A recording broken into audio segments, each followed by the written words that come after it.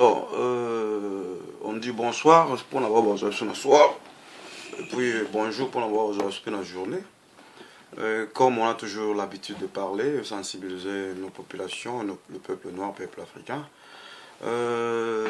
Message à l'heure dans mon pays mingité, mais un peu trop dur et sensible, quoi, par rapport à tout ce que nous avons parlé comme de messages sur tout ce qui se passe dans le temps africain.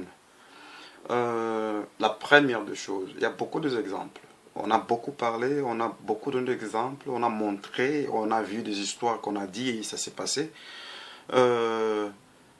C'est qu'on demandera autour 5 dans le bon lingala. Premièrement, le français c'est une langue qui nous a été imposée, quoi. C'est pas ma langue, même l'anglais, toutes ces langues-là. Je parle mieux pour conscientiser mes frères et mes soeurs africains. Mais le problème est que il y a beaucoup, on a beaucoup trop vu. Surtout si on veut parler de la République démocratique du Congo. Il n'y a pas un pays qui a vu les histoires ou a vu l'histoire comme du Congolais. Et la solution est très simple pour sortir de ce qu'on appelle crise. Les gens disent ça, des crises, mais ce sont des histoires bien organisées, quoi. De un, si nous allons parler de la MONUSCO, ouais, ils ont été en Angola. L'Angola a passé la guerre pendant tout ce temps que la MONUSCO était là. Maintenant, on va vraiment comprendre que non, bitumbo ils ont envoyé bisoté bazoa ko imposer biso yango. Ouais. Lorsque la MONUSCO a été en Angola qui met au côté. Ils en ont monté parce que Salim était mort. Non. Les Angolais, ils avaient compris la réalité. Alors, le problème des Africains, c'est pour les Africains. Le problème des Africains doit être traité entre les Africains. Oui, on a toujours dit, il y a des traîtres, il y a des gens qui sont des traîtres, qui existeraient, ils vont toujours exister. Mais c'est une tout petit peu nombre de traîtres qui sont en train de créer des problèmes pour que l'Afrique ne puisse pas se développer. Mais, mais il y a toujours un G, qu'on va dire, la communauté internationale, on va dire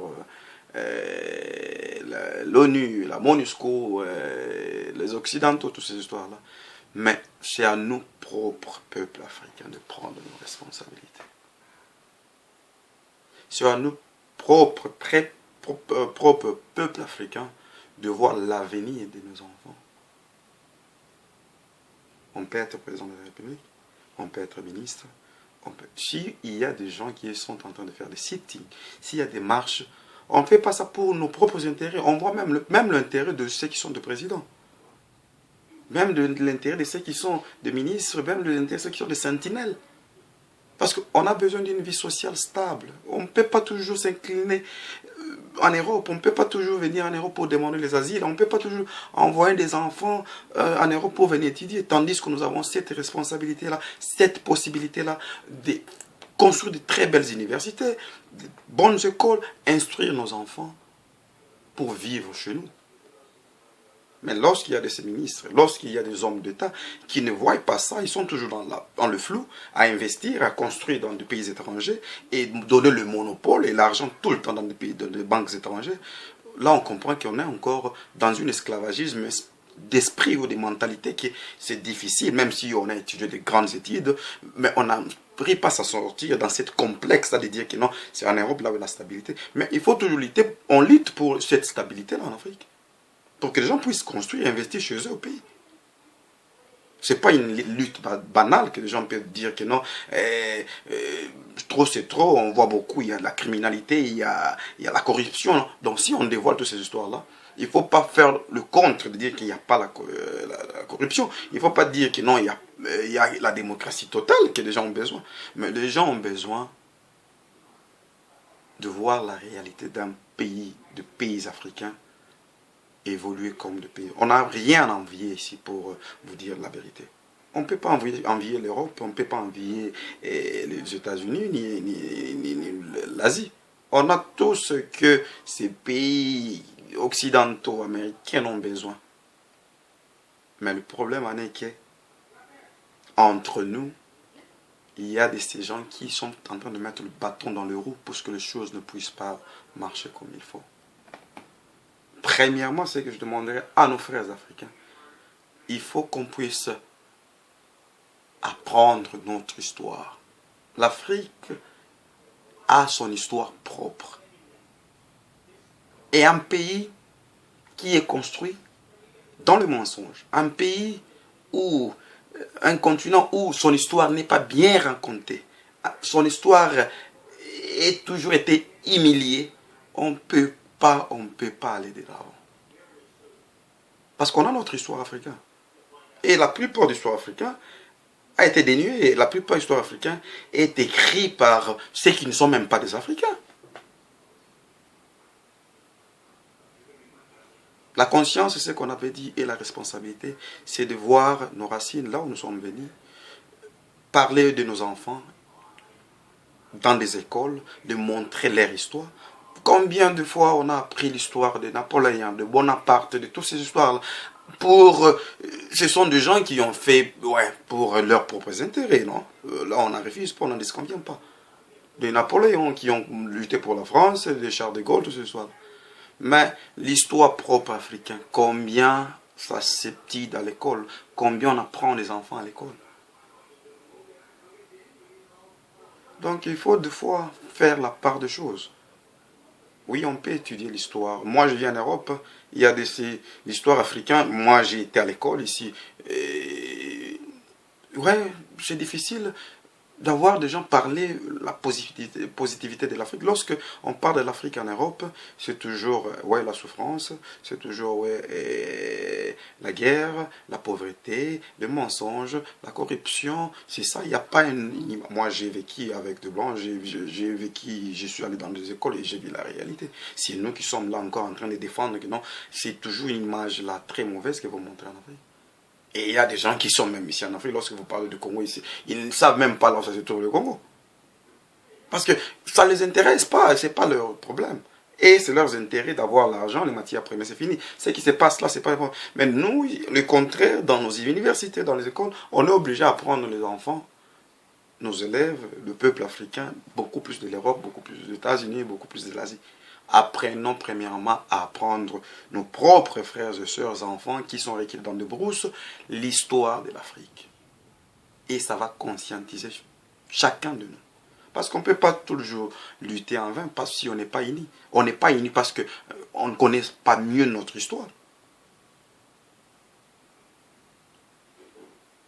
Alors, il y a beaucoup de travail à faire sur le plan de l'histoire. Parce que l'histoire a été mal écrit et mal écrit à propos de l'Afrique. Il y a beaucoup de falsifications sur l'histoire africaine. C'est le moment de faire des découvertes pour comprendre que non, oui, on a appris, on est allé dans les écoles. Des fois, il y a des histoires qu'on nous a appris dans les écoles. Ce sont des histoires là bien arrangées seulement pour les intérêts d'autres nations, pas pour les intérêts des nations africaines. Alors, c'est le temps de nous réveiller. En tant que président de la République, en tant que ministre, de voir que non, qu'est-ce qui est la réalité africaine. Qu'est-ce qui est mieux pour la population africaine, congolais, rwandais, ougandais. Donc on ne peut pas vivre dans la haine. Nous sommes tous des Africains, nous sommes tous des Noirs.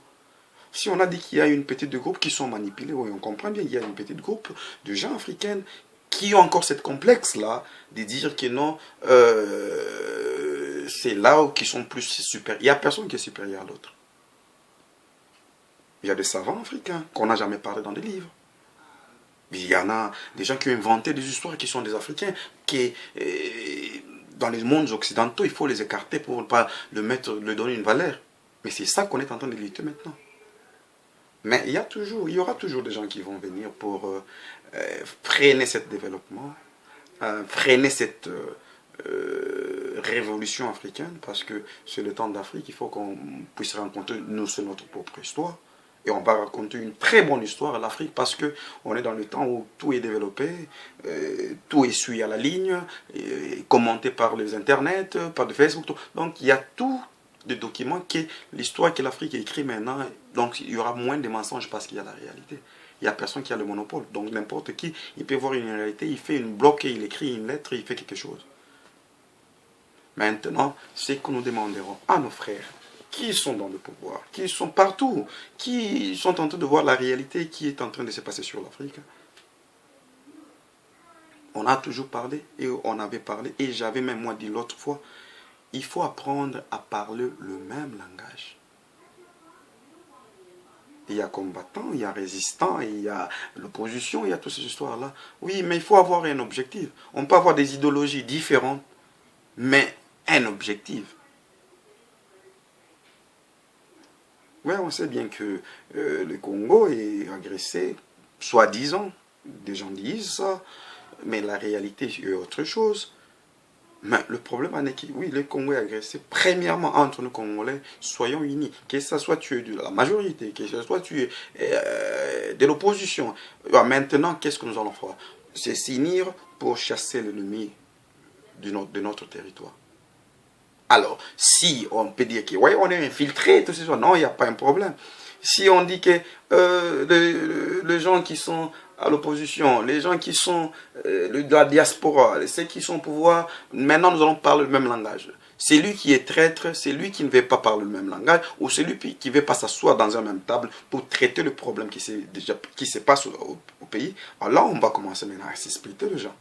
Donc on ne peut pas commencer à suspecter avant de s'asseoir dans une même table et parler de ce qui est la réalité. Et de faire une coalition pour dire que non, maintenant, trop c'est trop, luttons tous pour un même intérêt, la paix à l'est du Congo. Parce que vérité à mon coup, on peut dire nos frères Kagame, on ne peut pas haïr nos frères et sœurs rwandais. Non. Ça, il y a une politique de diviser pour régner. On dit de la communauté internationale, oui, c'est bon. Mais il y a une politique qui règne derrière tout ça, de diviser, de créer des zizanies pour qu'ils puissent régner et piller le pays ou piller l'Afrique sans qu'il n'y ait pas de preuves ou qu'il n'y ait pas de réclamation. Et on va fouler dire que ce sont des Rwandais, on va fouler dire que ce sont des Ougandais. Et le Rwanda et l'Ouganda, ce sont des pays manipulés. Et demain après demain, il y avait des rapports qui sortaient de l'ONU. Ouais, c'est le Rwanda qui appuie, c'est le Rwanda qui fait ça. Ça, c'est seulement pour mettre le fou la réalité de ce qui se passe au Congo.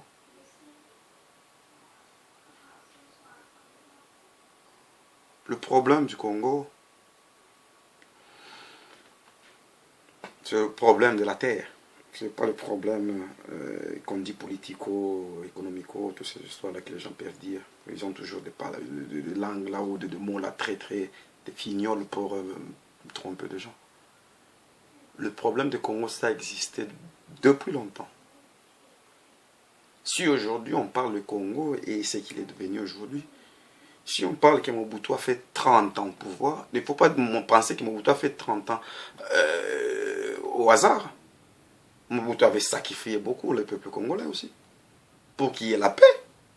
Mobutu a laissé tous ces gens-là piller le pays dans le calme, pour que Mobutu achète la paix congolaise contre le matière première. C'est ce qu'on peut dire, ce qui est la réalité. Et c'est pour cela qu'il met la terreur à l'Afrique centrale. Il n'y a jamais un pays qui a parlé lorsque Mobutu était au pouvoir. Parce qu'il était l'enfant chéri, il donnait tout ce qu'ils avaient besoin. Maintenant, on est dans des pouvoirs qui, des gens ont ouvert les yeux. C'est plus un pouvoir qui était concentré à la dictature. Ils ont obligé la démocratie d'entrer dans des pays. Mais en même temps, la population commence à comprendre la réalité parce que la démocratie commence à régner en Afrique. Pas une démocratie totale, mais ça règne en Afrique. Maintenant, il y a des hommes politiques, des gens qui travaillent, qui sont quand même conscients de comprendre que non, j'ai des comptes à rendre avec le bien de l'État. Même s'ils ne sont pas nombreux, mais ça existe déjà. Alors, le combat est encore là, n'est pas terminé. Donnons valeur à ce qui est la réalité de ce qu'on est en train de vivre. La vie humaine, on a parlé l'autre fois, il ne faut pas jouer de la vie humaine comme si on jouait de cache-cache. Ceux qui sont en train de mourir, ce sont des hommes, des enfants, des femmes qui ont le même sentiment avec vous qui sont les hommes politiques, qui ont le même sentiment avec tout le monde. Il n'y a pas une grande différence avec nos enfants, avec vos enfants, avec ceux qui sont en Europe, ceux qui sont à l'étranger, blanc, noir, on a tous le même sentiment. À moins qu'on soit psychopathe pour ne pas sentir l'empathie de ceux qui sont en train de mourir. Mais vous qui sont des hommes politiques, vous avez eu ce monopole-là de s'asseoir pour gérer les pays. Mais il faut voir qu'on ne gère pas des animaux. Ce sont des hommes qui sont en train de mourir lorsqu'on fait le théâtre des gens qu'on appelle des rebelles, des gens qu'on appelle des agresseurs, toutes ces histoires-là.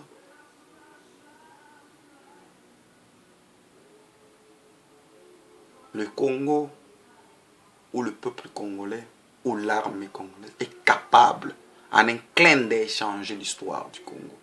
En un clin d'œil, changer ce qu'on appelle l'agression ou la rébellion. Mais il y a seulement un problème. Des gens voient leurs propres intérêts. On peut toujours parler de la guerre, hein, mais c'est à la guerre où des gens font des millions. Il ne faut pas oublier. Donc c'est à la guerre où les gens gagnent plus. Parce qu'il n'y a pas de contrôle, il n'y a personne qui contrôle l'entrée ni les sorties. Et c'est pour cela qu'il y a ceux qui sont derrière tout ça pour que ça puisse continuer. Et ils amènent des discours banals, distraire des gens, parce que les moments les gens sont distraits, et c'est les moments où les autres gagnent. Mais on ne peut pas faire l'argent dehors, derrière le dos des gens qui sont en train de mourir. On ne peut pas prendre, amasser des millions derrière le sang des Congolais. Même tu peux être Congolais toi seul, même tu peux avoir des entreprises, tu peux avoir des champs, des hectares et des hectares là où il y a la guerre. Mais il faut savoir que non, ce sont des vies humaines qui sont en train de se perdre ici. Même si j'ai des millions, mais on ne joue pas avec le sang humain. Parce qu'il y aura toujours des comptes à rendre. Peuple africain, unissons-nous. Congolais, unissons-nous. Soyons quand même adultes dans nos discours politiques, dans vos discours politiques, vous qui faites la politique là. Bannissons la haine. On ne peut pas faire une politique de haine. On ne peut pas faire une politique de division. On peut avoir des idées différentes, des idéologies différentes. Mais on est là avec un seul but lorsqu'on fait la politique. Le bien du peuple africain ou congolais. Je ne sais pas dire si je suis de majorité aussi, donc je suis plus supérieur à ceux qui sont de l'opposition, ou ceux qui sont de l'opposition.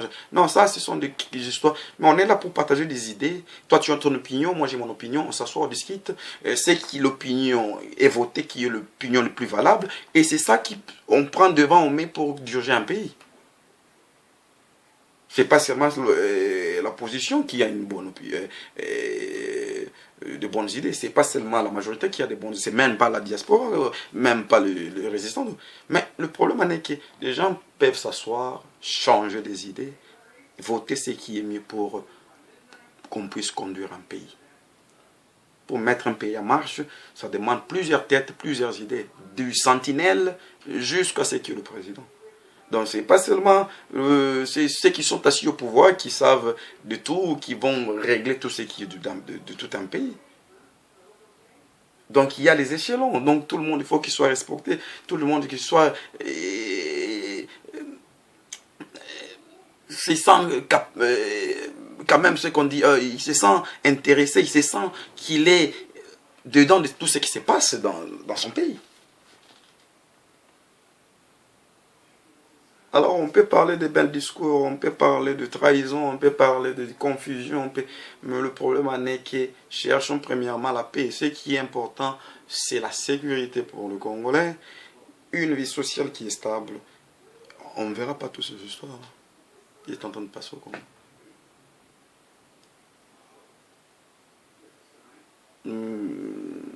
C'est que je demanderai à nos frères ou des politiciens ou de présidents qui sont en train de se faire des traîtres africains, c'est le moment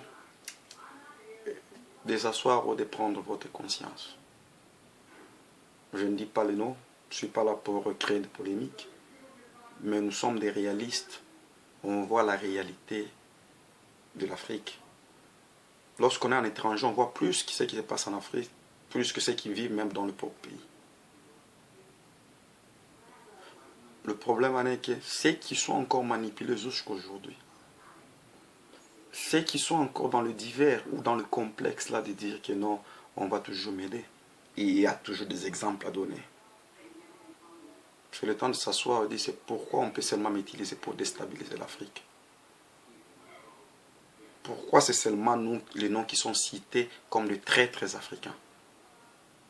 Ça ne fait pas l'honneur parce que vous avez des enfants et des arrière-enfants. Tous ces gens-là vont avoir ça au dos que votre papa a été mauvais lorsqu'il était président ou lorsqu'il avait fait ça. Ils vont aller vivre en Europe parce qu'on vous avait garanti la paix. Il y a la réalité, on a vu Mobutu était président et comment est-ce qu'il a terminé? Kadhafi était là, comment est-ce qu'il a terminé? C'était des enfants chéris de la CIA, de la FBI et des Occidentaux, des États-Unis, mais ils ont terminé comment? Il faut savoir, il y a une chose. Je ne parle même pas mal des Occidentaux ni des Américains. Le problème est qu'il faut prendre conscience et dire que non, ceux qui sont en train de mourir maintenant, c'est moi seul qui est africain qui est en train de tuer mes propres frères. Parce que les Occidentaux peuvent venir avec leur politique, leur stratégie malin, comme ils sont toujours malins, mais ils ne tiennent pas des armes. Hein. Ils prennent le plus faible pour l'utiliser pour déstabiliser toujours des régions africaines. Et le problème est que c'est le temps de prendre conscience, je ne veux pas être à la base de la déstabilisation de l'Afrique. Parce que les choses changent, les choses vont changer. Tu es aujourd'hui au pouvoir, demain ça ne sera pas toi, ça sera des fois ceux qui sont démocrates, ça sera les républicains, c'est toujours comme ça. Alors ne soyez pas des sanguinaires, ne soyez pas des gens qui ont envie de tuer pour régner, non. Sentons quand même la peine là de nos frères qui n'ont même pas à manger, qui n'ont même pas à boire, et puis on les impose la guerre. Ça fait trop mal, hein, à écouter ça, à voir ça même dans la télé. Donc il faut avoir une conscience, on ne peut pas cacher la vérité, et on ne peut pas vivre dans le nuée parce qu'il y a une réalité sur le terrain. Une des choses qui est très importante encore, c'est aux Congolais de prendre leur destin en main, nous qui sommes Congolais. C'est que trop c'est trop. On ne peut pas toujours accuser le Rwanda, l'Ouganda. La MONUSCO est là, depuis qu'il est là 11 ans. Si longtemps que la MONUSCO existe dans les territoires congolais, il y aura toujours la guerre. Ça on dit, ça c'est comme une prophétie, mais c'est une réalité. C'est un commerce, hein. C'est la commerce, c'est pas dit on donne gratuit, hein. On vous sauve des vies gratuites, ils sont là gratuitement. Ce sont des milliards et des milliards de dollars qui vont dans des caisses de l'ONU que la population ne savent pas. C'est pas à échanger, on vous donne un sac de manioc, un sac de riz que vous pensez qu'ils sont en train de vous aider. On a toujours dit ça. Donc il y a un intérêt très capital et là-haut, il joue un très grand rôle pour la déstabilisation de l'Afrique centrale. L'Afrique tout entière, c'est pas seulement l'Afrique centrale. Alors prenons conscience de dire que non, problème africain, on ne peut pas toujours plairer la France, on ne peut pas toujours plairer la Belgique, on ne peut pas demander toujours. Les mêmes gens qui vous demandent les aides, ce sont les mêmes gens qui collaborent avec les autres, ce sont les mêmes gens qui donnent les armes chez les autres, et vous venez aux mêmes personnes pour demander l'aide, ça n'existe jamais. On ne demande jamais les aides au bourreau, c'est lui seul qui est à la base de tout. Donc c'est le moment de s'asseoir, de comprendre que non. On a commencé où? On est où? Et on va où? Tout a été mal commencé. Ils ont divisé le Congo pour leurs intérêts. Ils ont tué Lumumba pour éviter le développement du Congo. Ils ont tué Kabila parce qu'ils savaient que ce sont des gens qui étaient de très très patriotes. Et ça commence et ça commencera. Il n'y a jamais qui en réclame. Il n'y a personne qui a...